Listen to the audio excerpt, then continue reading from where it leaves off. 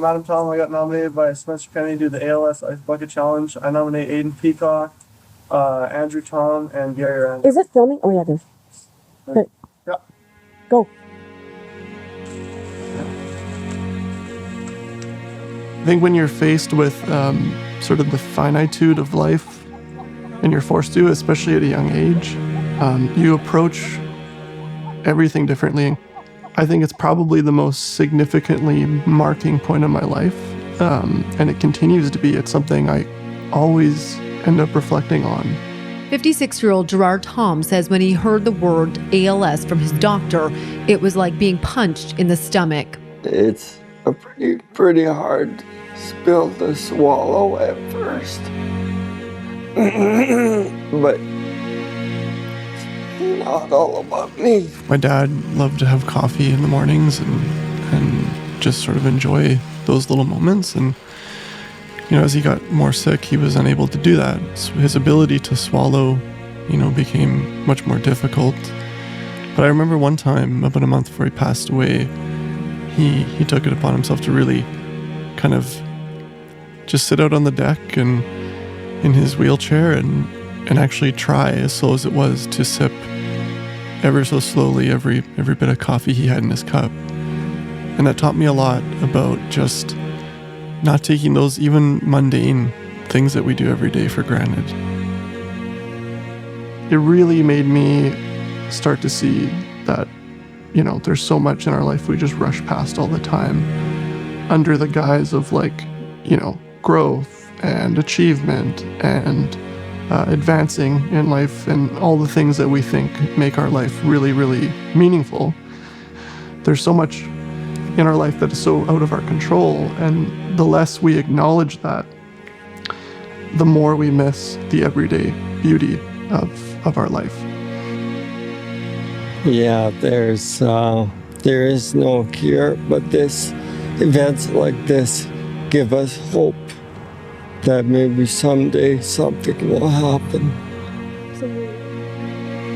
And we're never really present, but he just was present all the time to everybody, to whatever he was doing, to the people he was with.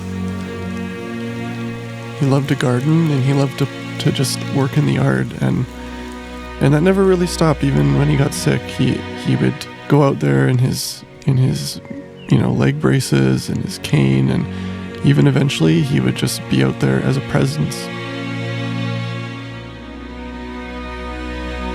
In my dad's memoir, which he asked my mom and I to finish before he passed away, he finished all of his parts in it, but he wanted us to finish it. And so that was a great challenge for us, because it was very difficult for me especially to find the words to actually communicate the impact that he's left on me. And it continues to be, and it's hard for me to find the words even now to express how much of an impact he's had on my life by his example. But I think a really telling line in his memoir kind of sums up his whole attitude.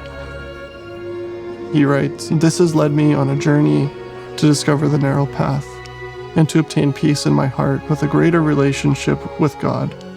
Even with this dreadful disease, I find myself okay. I'm happy and at peace. My spiritual journey spanning my lifetime is by no means a great story.